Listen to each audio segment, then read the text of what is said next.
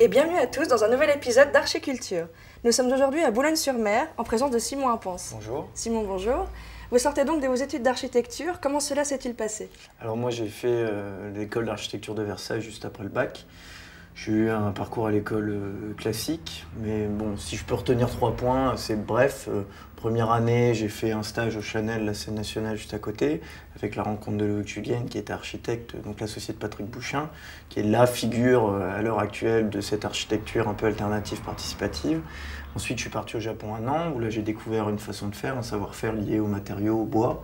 Et puis, je suis encore fait un stage en master en dernière année de 6 mois chez Patrick Bouchin et Loïc Julienne, donc chez Construire, pour lequel j'ai travaillé sur tout type de projet, et puis particulièrement sur Boulogne, juste ici à Boulogne-sur-Mer, rue de la Croix. Voilà. Et quels sont vos projets aujourd'hui? Alors aujourd'hui, j'ai à la fois ce projet ici à continuer, à faire perdurer, et d'autres projets, peut-être plus d'un point de vue professionnel. On est en train de voir pour monter un collectif avec des amis pour voilà, faire perdurer ce type d'architecture, essayer de la développer dans d'autres lieux, d'autres sites, avec d'autres gens, bien sûr. Quand vous est venue cette idée de structure? Alors, cette idée, elle vient à peu près il y a 2 ans, je dirais. Voilà, on a racheté cette maison et puis on s'est dit qu'est-ce qu'on va en faire. On a monté voilà, avec cette association Villart, on a commencé à chercher, monter un projet avec la ville, puis un projet qui a commencé à naître, qui a avorté, voilà, puis en connectant, en rencontrant des gens, en parlant avec des amis, avec des architectes, le projet petit à petit est né. Donc c'est pas mon idée, mais c'est plutôt l'idée de plein de gens, d'un ensemble de personnes. D'accord. Voilà. Donc nous sommes dans cette maison, donc je vous propose de visiter cette structure.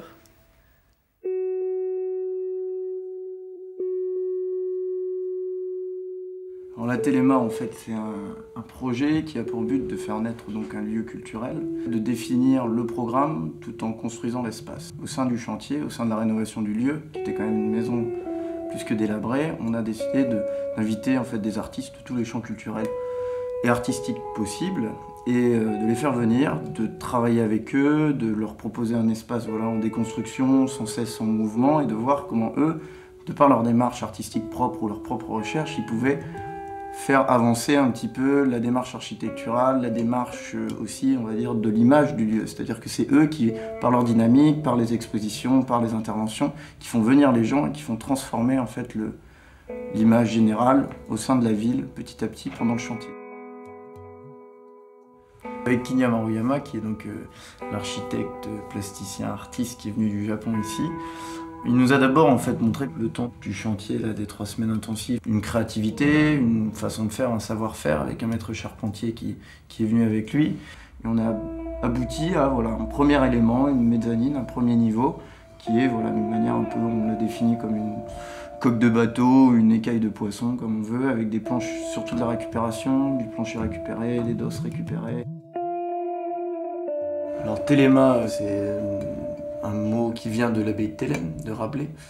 Donc c'est une référence pour un peu sous-entendre que le projet qui est ici, qui est culturel, est pour tous, par tous. Et nous, on voit la culture comme un acte d'apporter quelque chose aux gens, à tout le monde.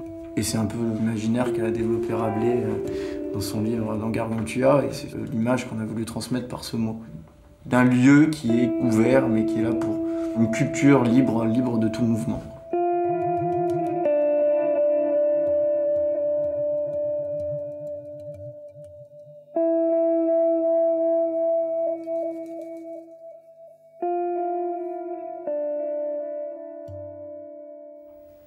Voilà, donc après cette visite de la Téléma, je vais vous demander, Simon, qui est cet autre Simon Desgrémont avec qui vous travaillez? Alors Simon, c'est d'abord un ami que j'ai connu au lycée, que j'ai redécouvert par l'intermédiaire du projet. Il a été le premier intervenant artistique ici dans les lieux en août. Et il était donc là comme luthier sauvage, donc il a fait des instruments de musique à partir de matériaux de récupération. Et quel est votre point commun à tous les deux du rapport que vous avez avec les matériaux et les matières? Alors moi je construis l'espace avec voilà, de la récupération comme je le peux, et lui il était aussi dans une optique de construction, mais lui donc à l'échelle de l'instrument, et il en a abouti à des instruments de musique qui sont complètement voilà, autres, et c'est comme ça, avec cette dynamique-là, qu'on a réussi à continuer. On a vachement de complémentarité dans l'acte créatif en fait. Nous allons donc découvrir ce qu'est la lutherie sauvage par le portrait de Simon d'Aigremont.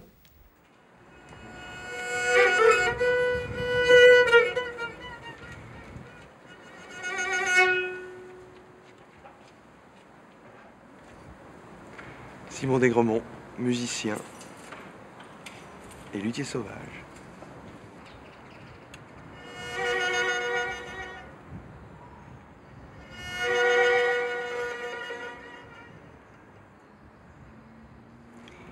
Eh bien, l'histoire est très simple. En fait, j'étais en train de faire un concert et puis Simon était venu.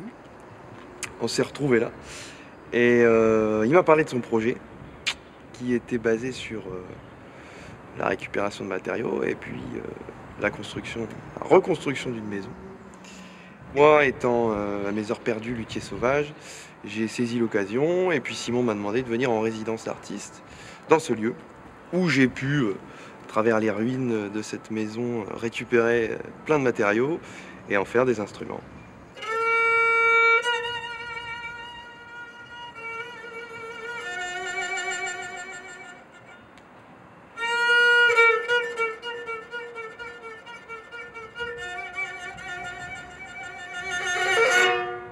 Dans la lutherie sauvage, j'ai trouvé quelque chose de très intéressant, c'est de renouer avec un savoir-faire qui a été perdu.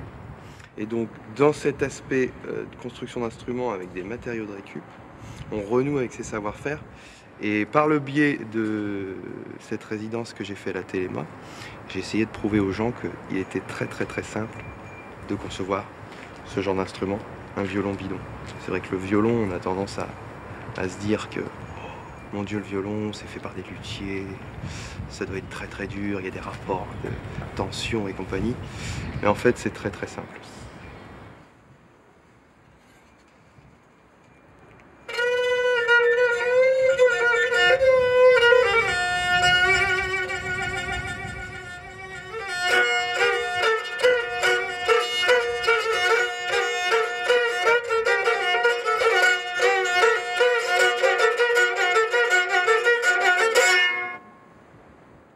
Nous avons donc vu que la maison Téléma est en perpétuelle évolution et transformation.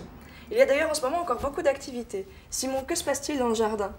Alors à l'heure actuelle, on vient de commencer la construction de l'extension qui accueillera toutes les parties fonctionnelles de la maison, c'est-à-dire une salle de bain, une toilette, une cuisine, puis un petit espace pour manger, pour déjeuner le matin. Donc voilà, là on est entre amis et on fait une petite extension juste pour le plaisir, voilà, tous ensemble, voilà, sur 2 semaines. D'accord, donc je vous propose donc de découvrir le chantier en cours.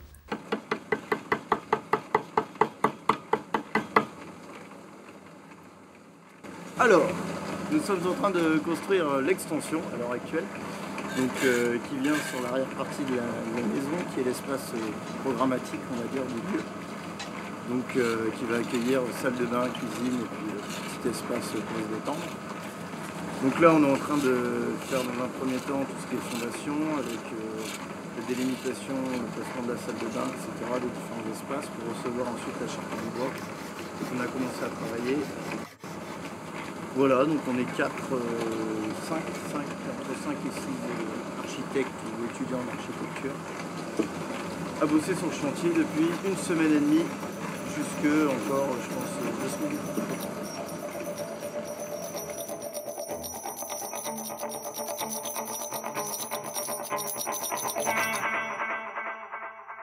Comme je vous l'ai dit précédemment, la maison Téléma proposait également des activités. Donc Simon, pouvez-vous nous parler de ces activités, de qui vous vient cette idée et à qui voulez-vous les transmettre? Alors, il faut savoir que ces ateliers sont l'essence même du projet qui a été fixé par l'association. Le but étant d'ouvrir ce lieu sur l'extérieur, on passe par des moyens pédagogiques qui sont des ateliers, qui permettent de transmettre des choses aux gens, n'importe quoi, tout type d'atelier. Et ce désir de transmission, d'où vient-il? C'est très compliqué de résumer ça, mais je dirais que là, dans le dernier atelier qu'on est en train de faire, c'est au collège Paul-Éluard à Saint-Étienne-au-Mont, avec ma mère qui est enseignante là-bas, professeure d'art plastique. Donc c'est sûr qu'on a un désir de transmission. Alors d'où vient-il?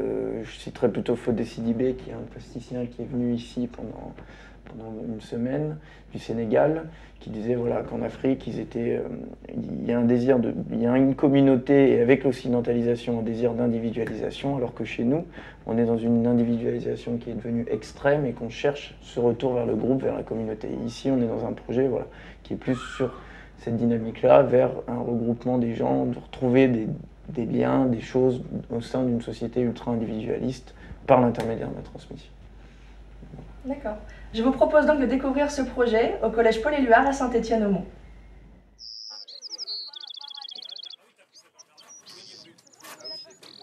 Ce qui est ressorti là avec les enfants, sur lequel je ne m'attendais pas trop sur la construction de cette cabane, c'était vraiment l'aspect du futur en fait. Ils ont complètement oublié le moment de la construction et ce qui devenait important c'était ce qu'elle allait devenir.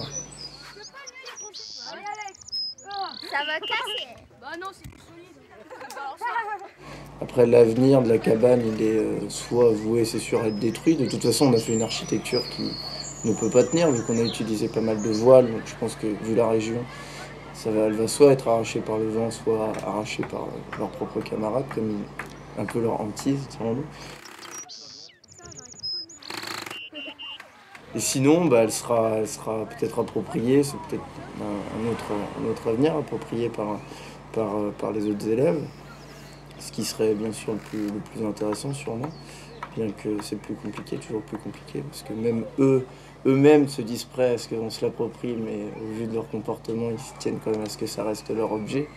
C'est toujours aussi la difficulté, c'est la difficulté de tout projet aussi d'architecture comme celui-ci, ou comme voilà, des projets qui se font par l'intermédiaire de 2-3 personnes qui sont sur place constamment, donc qui deviennent des références en un projet.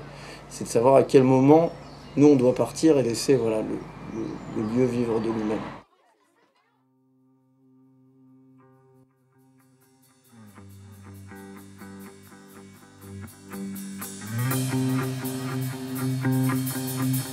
Ainsi s'achève l'émission sur la maison Téléma. Merci beaucoup Simon. Merci à vous. Merci à vous et on vous donne rendez-vous la semaine prochaine pour une nouvelle émission archiculturelle.